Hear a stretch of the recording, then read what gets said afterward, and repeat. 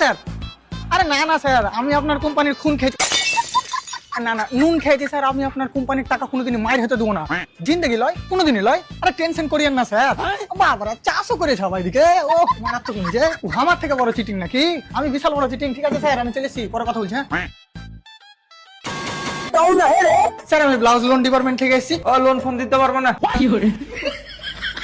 মনে রাখিস, যে যে হারামের রুটি খেয়েছে গায়ে লাগেনি। ওই লেগে তো আমি লোনের টাকাতে রুটি খাই না, বিরিয়ানি খাই। তো চপ মুড়ির দোকান আছে তো? হ্যাঁ আছে। কি সন্ধ্যাবেলায় চলে আসিস, ফ্রিতে 5টা মুড়ি খেয়ে দিবো। শালা, ওই দোকানটা তুই লোন দিয়ে বানালছিস তো? তোর দাদির ভাতার দিয়ে বানালছি। ওই দোকানটা ইট বালি পাথর সিমেন্ট দিয়ে বানালছি।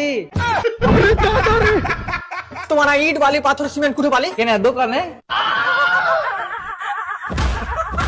আবে দোকানে তো হামও জানি, কিন্তু দোকান থেকে নিয়ে আসার আগে তুই দোকানদারকে কি দিয়েছিলি? প্রথমে দোকানের নাম দিয়েছিল।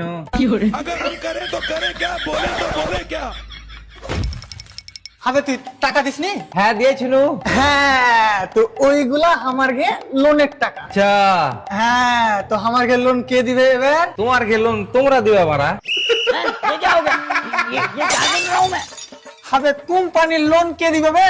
দেখ তো মারা, কোম্পানির লোন কোম্পানি দিবে। আরে দাদা, কোম্পানি যে লোনের টাকাটা দিয়েছিল তোমাকে, ওই টাকাটা কে দিবে? কে জানি কে দিবে, আমি কাউকে জিজ্ঞেস করে বলছি তোমাকে। ঠিক আছে, বিকেলে দোকানে চলে আসিস, একটা চপ খাইয়ে দিব ফ্রিতে।